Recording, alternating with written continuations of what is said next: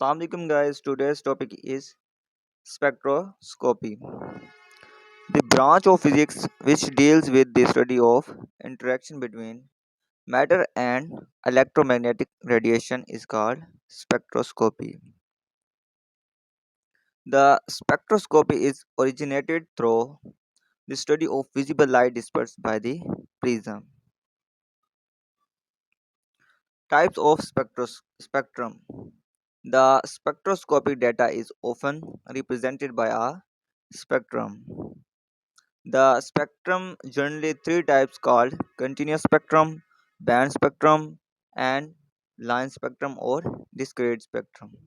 The spectrum in which boundary line between colors can't be marked and colors are diffused into each other is called continuous spectrum.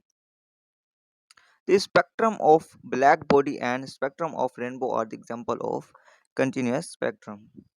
The spectrum in which lines are separated by dark spaces is called line spectrum.